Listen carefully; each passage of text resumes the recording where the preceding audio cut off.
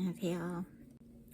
오늘은 제가 약간 어떤 다른 방송에서 암 투병하면서 아프셨던 분의 얘기가 나와가지고 오늘은 이제 제가 엄마랑 같이 호스피스에서 있었던 얘기를 하려고 이렇게 유튜브를 켰습니다. 저희 엄마는 한 10년 정도를 암 투병을 하셨어요. 처음에는 이제 이게 되게 건강하셨거든요. 그리고 식단도 항상 건강 식단 아니면 안 드시고 튀김 요리 거의 안 드시고 항상 운동하시고 약간 이런 분이었어요. 그래서 뭐 어디가 아프다 뭐 이렇게 골골거린다거나 뭐 감기도 잘 안 걸리셔가지고 건강 체질이라고 믿고 있었거든요. 그러다가 이제 어느 날 조카를 봐주시는데 조카가 이제 장난친다고 엄마 배를 이제 콩콩 찬 거예요. 근데 그러고 나서 엄마가 배가 좀 아프다라고 생각을 했는데 그러고 나서 화장실에 가셨는데 혈변을 본 거예요. 그래서 이거 조카가 너무 세게 찼나 뭐 이런 생각도 들고 아무튼 급하게 병원에 가서 검사를 이것저것 했더니 그게 이제 암이었던 거예요. 그래서 개복 수술을 한 차례 하고 여기저기 퍼져 있는 암이었어가지고 수술한 후에도 이제 항암제를 먹으면서 관리를 해야 되는 거였어요. 그래서 되게 꽤 오랫동안 아프셨었어요. 근데 초반에는 이제 저도 직장 생활을 하고 아빠가 이제 안 계시니까 생활비를 벌어야 되니까 그런 직장 생활 하면서 이제 하는 게 됐었는데 그러면서 엄마 병원 거의 못 따라다녔어요. 그러니까 아시다시피 유치원은 제가 비면은 뭐 대체할 인력이 없어요. 저 본인이 아파도 이제 나가야 되는 그런 곳이어서. 그래서 그때는 그게 했어가지고 어쨌든 엄마 혼자 병원 왔다 갔다 하긴 했단 말이에요. 근데 이제 좀 저희가 잘못 생각했던 게 병이 점점점 이제 좀 깊어갈수록 저는 이제 병원 앞으로 이사를 갔으면 좋겠다고 얘기를 했었고 엄마는 뭐 좀 자연과 가까이 뭐 친구들하고도 가까운 동네에서 살고 싶다 해서 친구들이 이사간 경기도로 이사를 가고 싶다고 하는 거예요. 거기서 또 엄청 많이 싸웠죠. 그래서 그렇게 경기도로 이사를 갔죠. 근데 문제가 뭐냐면 저희 엄마가 나중에 가서는 이제 택시 타는 것도 안 되는 시기가 왔거든요. 거의 이제 누워서 왔다 갔다 해야 되는 시기가 왔었을 때는 왜 경기도로 이사 왔는지 너무 원망스럽게 되더라고요. 왜냐면 그렇게 누워서 가야 되는 차를 예약을 할 때는 뭐 이렇게 좀 넓은 밴이나 이런 거면 가능할 거라고 생각했는데 이제 그 상태도 아닌 거예요. 뭐 기대서 앉을 수 있는 상태도 아닌 거고 누워서 침대에서 이렇게 가야 되는데 그러다 보면 서울에서 서울까지 가는 구급차 있잖아요. 사설 구급차. 그거보다 경기하고 서울 다니는 게 더 비싸고 또 그리고 다 회사가 되게 여러 개가 있는 게 아니라 되게 조금밖에 없어요. 그래가지고 그런 회사에서 차를 예약을 해서 계속 다녀야 되는데 매일매일 가야 되는 데가 있잖아요. 오거든요. 이제 뭐 뼈 전이가 돼가지고 나중에 방사선 치료를 맨날 받아야 되는데 그거 할 때마다 이제 너무 출혈이 큰 거예요. 돈이. 그리고 이제 다른 치료비나 이런 건 산정특례라는 게 있어가지고 일정 부분만 내면 나머지는 이제 커버를 그 건강보험에서 다 해주긴 하는데 그거 외에 들어가야 되는 돈들이 되게 많은 거예요. 그래서 어쨌거나 그렇게 치료를 하다가 좀 뭔가 또 안 됐어요. 뭔가 잘 안 돼서 병원에서도 이제 체력이 안 되니까 이거 항암 치료도 체력이 돼야지 가능한 건데 그게 안 되니까 이제 호스피스로 가야 할 것 같다라고 얘기를 해주시거든요. 그래서 이제 호스피스 병원도 제가 이제 뭐 엄마 봐줄 사람이 없지만 엄마한테 너무 아프면 119에 신고를 해라라고 하고 제가 혼자 이제 갔다 왔어요. 그래서 정해서 그 병원에 갔어요. 갔는데 거기 병원 안에서 이제 뭐 잘 지내고 이제 마지막 준비하면 되겠지라고 편한 마음으로 갔는데 저도 거기서 또 약간 처량하게 주말에는 저희 가족을 보러 온 사람이 없는 거예요. 저희 가족이 엄마랑 저 둘뿐이니까. 그래서 다른 사람들은 막 손자 손녀 데리고 와서 막 같이 1층 카페에서 커피도 마시고 케이크도 사 먹고 이러는데 서로 막 웃으면서 얘기하고 이러는데 저희는 저랑 엄마랑 맨날 둘이만 붙어 있는 거예요. 그래서 마음이 되게 힘들어지더라고요. 그리고 뭐 음식 같은 건 이제 거기가 구내식당이 있긴 해도 제가 이제 약간 불안증이 있어서 제가 구내식당 가 있는 사이에 엄마가 어떻게 될까봐 밖에 나가서 밥을 먹지도 못하겠는 거예요. 구내식당조차도 못 가겠는 거예요. 그래서 저는 항상 냉동식품을 배달을 해다가 그걸 이제 녹여서 먹었어요. 이렇게 전자레인지가 있는 보호자 탕비실이 있어서. 근데 거기 이제 계신 다른 어른들이 그렇게 먹으면 오래 간병 못한다, 병든다 막 이랬거든요.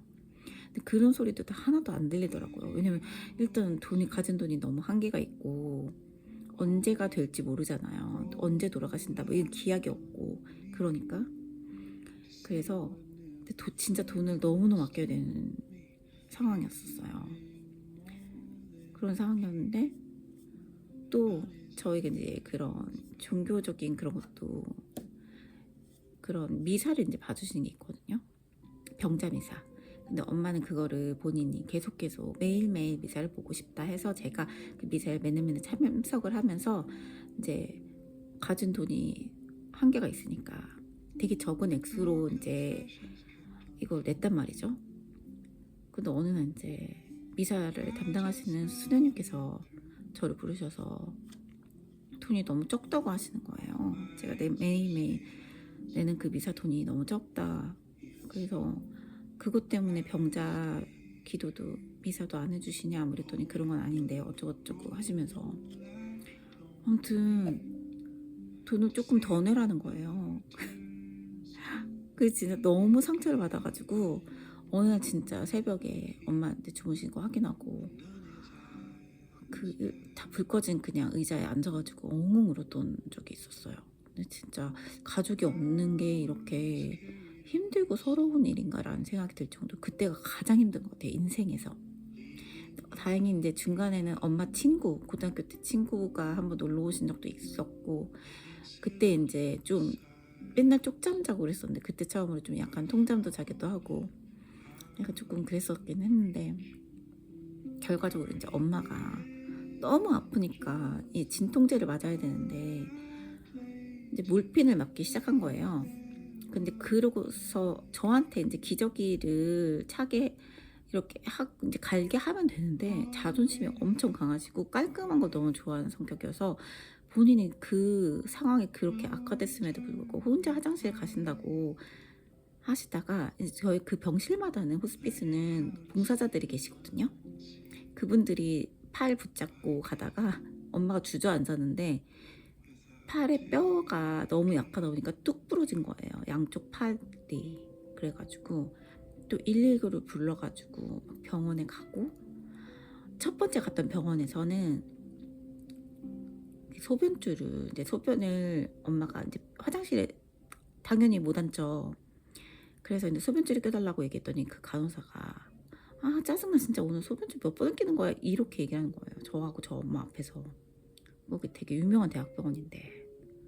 그리고 치료도 안 해주고 겨우 침상이 나서 누웠더니 다른 더 위중한 환자가 왔으니 침대를 다시 달라. 근데 저희는 뭐 어떻게 할 수가 없어서 막 앉아있을 수도 없는 환자한테 그렇게 얘기하니까 이제 아니 왜 이랬다 저랬다 하시냐, 앉고 일어나고 하는 것도 힘든 상황인데 이러더니 그 응급실 의사가 진짜 난리를 치면서 나보고 어쩌란 말이야 이렇게 소리 지르면서 오늘 왜 다 나한테 지랄들이야 이렇게 얘기하는 거예요. 그래서 여기 더 있으면 엄마가 진짜 어떻게 되시겠다라는 생각이 들어서 저도 멘탈이 너무 갈려가지고 그때는 이제 남자친구를 한참 안 할 때였는데 전 남자친구였죠. 남자친구한테 또 전화가 오는 거예요. 근데 난 도와줄 실질적인 힘이 필요한데 도움도 안 되는데 계속 전화해서 어떻게 됐어 이만 물어보는 거예요. 그래서 난 솔직히 데리러 왔으면 좋겠다라고 얘기했는데 자기 지금 내일까지 끝내야 되는 업무가 있는데 안 끝났다 그러면서 미안하다고 그러는 거예요. 뭐 그까진 뭐 할 수 없지. 근데 저는 너무 경황이 없어서 배터리 같은 거 뭐 그런 거 하나도 못 가지고 나왔단 말이에요. 그냥 그게 그 충전된 그 배터리가 전부였고, 그리고 그날 일요일이었거든요. 근데 그 구급차가 절대 안 불러지는 거예요. 저는 이제 엄마가 다니던 병원으로 가야 되는데. 그래서 구급차도 못 부르고 난리도 아니었어요 정말. 그래서 막 택시도 어쨌든 택시에 누워서 가면 되니까 택시라도 잡으려고 그랬는데 택시도 안 잡혀요. 그날은 정말 너무 이상한 날이었어요. 그래서 막 그 환자 태우고 오는 사설구급차 직원들을 막 붙잡고 막 울면서 하소연을 했더니 어떻게 알아봐 주셔 가지고 그 차가 겨우 1시간 뒤에 도착을 해서 그 차를 타고 서울로 갔어요. 그래서 그 간 시간이 9시가 훨씬 넘은 시간이었어요. 근데 또 병원에 갔더니 이제 안 받아준다는 거예요. 그래서 우리 이제 갈 데가 없으니까 알아서 해라 하면서 진짜 거기서 뻗어버렸어요. 그랬더니 그러면은 침상은 없으니까 휠체어에 앉아서 대기를 하라는 거예요. 그래서 휠체어에 어쨌든 안 들어갈 수는 있으니까 알겠다 하고 들어갔죠. 들어갔는데 진짜 침대를 안 내주더라고요. 팔이 양쪽은 엄마가 부러졌고 막 어떻게 갔고 막 상황은 참 그렇고, 근데 엄마가 거기서 정신줄을 놔버린 거예요. 정신줄을 놨다 하면 원래 이제 엄마가 나 괜찮아, 아유 뭐 괜찮아지겠지 뭐 이렇게 하고 있다가 나중에는 팔 부러진 것도 기억을 못하고 저를 모르는 거예요. 처음에는 이제 모르는 환자한테 자기 아는 사람이라고 아는 척을 하더니 그 다음부터는 아예 정신줄을 놔서 여기가 어딘지도 모르고 화를 내기 시작하는 거예요. 그래서 상황은 점점 안 좋아지고 MRI를 찍어야 되는데 또 저희 엄마가 폐소공포증이 있어가지고 잠을 재워서 들어가야 되거든요. 근데 일단 상황이 너무 위급하니까 그냥 일단 찍어보자 하고 갔는데 몇 번이나 이제 퇴짜를 받은 거예요. 그 안에서 소리 질러가지고. 근데 그 소리 지르는 게 그 안에 도깨비가 있다고 소리 지르기 시작하는 거예요. 그러면서 너무 위중하니까 결국엔 침대를 받았는데 침대에 누워서도 계속 이제 완전히 무슨 물에 빠진 사람이라고 생각하는 거예요. 자기들 환자가 아니라. 근데 왜 너는 나를 안 구해주냐 막 시작해서 저도 못 알아보고 나중에는 막 옷에 소변은 다 보고 다시 또 갈아입혔는데 다시 또 그러고 막 몇 번을 그렇게 된 거예요. 근데 그때가 뭐였냐면 그때가 또 코로나 그 시기여가지고 한 번 병원에 들어가면 바깥으로 나가지 못하니까 저는 이제 밥을 생으로 3일을 굶고 잠도 못 잔 거예요. 근데 사람이 진짜 한계에 다다르더라고요. 근데 이제 그거를 보고 나서 다른 환자가 저한테 빵하고 우유를 사다 주신 거예요. 3일 내내 지켜봤는데 밥을 안 먹고 있으니까. 그래가지고 그걸 먹는데 눈물이 너무 콸콸 나오는 거예요. 제가 그냥 너무 불쌍한 거예요. 그 상황에서. 그래서 그렇게 하고 또 이제 수술 날짜를 겨우겨우 잡고 이제 그 수술하기 전까지는 또 퇴원을 해야 된대요. 근데 지금 몰핀을 맞고 있는 환자니까 아무 때나 퇴원을 할 수는 없어서 이제 다른 어떤 병원에 이제 알아봐서 갔죠. 이제 그런데 보호자는 같이 있으면 안 되는 병원이래요. 약간 요양병원이었는데, 근데 수술 날짜가 잡히기 전까지 또 거기 있어야 되니까 있었는데 그 좀 약간 길어져가지고 저도 이제 다른 호스피스를 또 알아봐야 되고 짐도 찾아와야 되고 이런 게 있어서 잠깐 간병인한테 맡겼는데 엄마가 또 이게 약간 선망이라고 해서 치매처럼 그런 게 있거든요. 자기 간병이랑 도저히 못 있는다고 해서 또 병원을 옮겨요. 옮기고 저는 그 사이에 간병인이 잠깐 있는 사이에 다른 이제 호스피스에 알아봐서 거기를 이제 엄마를 등록을 했는데 거기서 생각보다 굉장히 일찍 너무 위중하다고 생각했는지 되게 일찍 이제 오게 해주셔가지고 다행히 이제 팔 수술을 하고 그 다음날 바로 병원에 갈 수 있게 된 거예요. 그래서 팔이 양쪽 팔은 그 부러졌던 게 충격에 의해서기도 하지만 모든 뼈에 이제 다 암이 이제 꽉꽉 찬 거예요.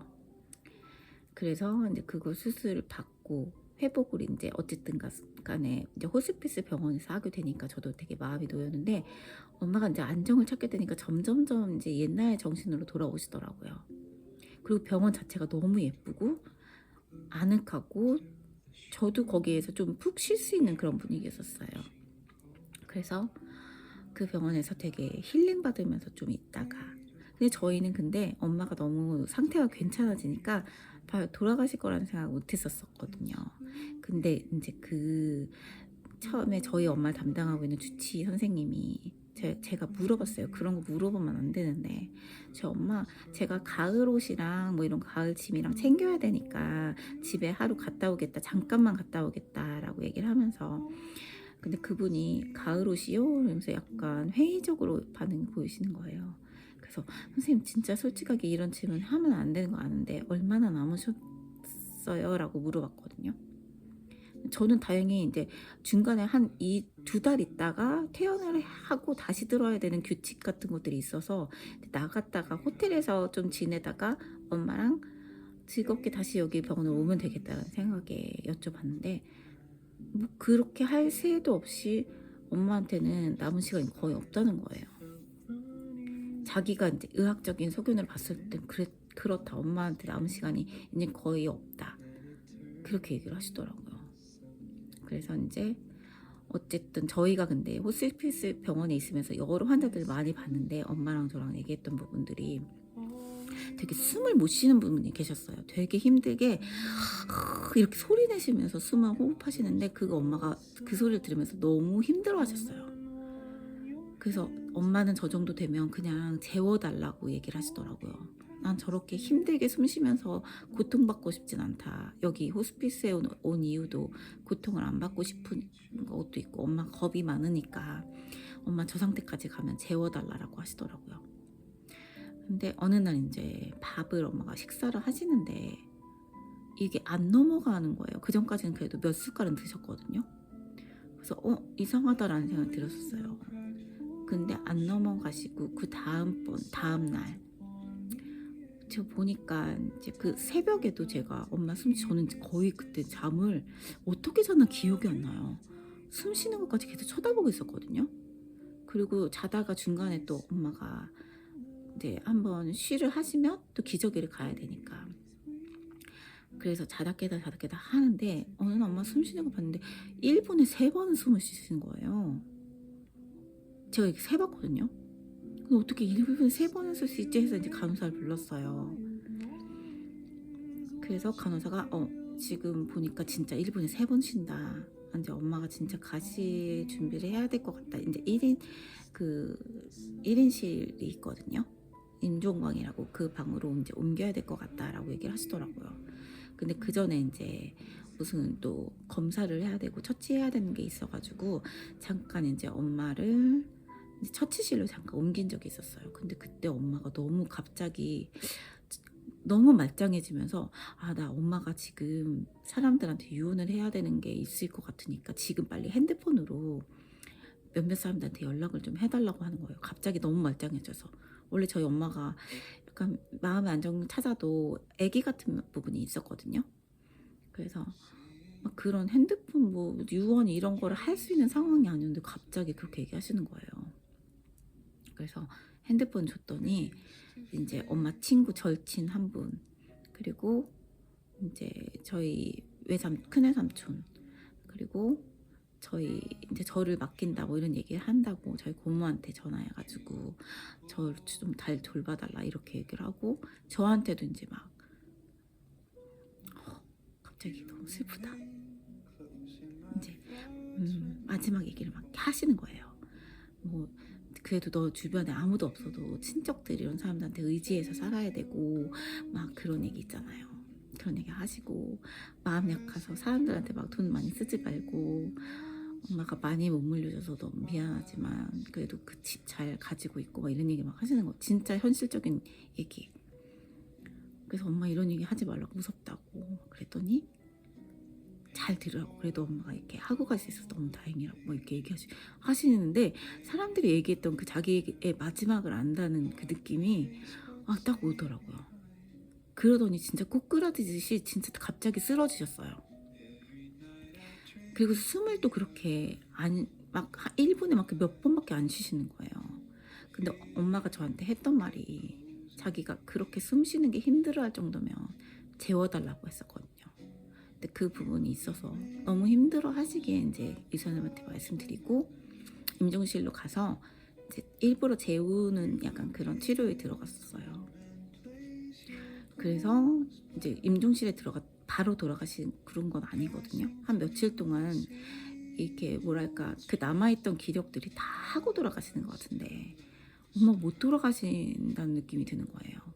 그래서 수녀님이 오셔서 기도 되게 많이 해주시고 아직 그런 귀 신경 이런 것들 다 살아있기 때문에 엄마한테 난 괜찮다, 난 괜찮으니까 걱정 말고 편안하게 가라 이런 얘기 많이 하라고 하셔가지고 그렇게 하고 되게 엄마가 그 의사 선생님들도 그렇고 이 모든 그 바이탈 사인 같은 것들은 모두 다 지금 돌아가셔도 그 완전히 그럴 것 같은 그런데도 이거 숨을 못 놓고 있는 건 혼자는 남은 이제 딸 때문에 그런 것 같다고 계속 괜찮다고 얘기하고 성모송 같은 거 하라고 이렇게 얘기해 주셔가지고 계속 그렇게 했거든요.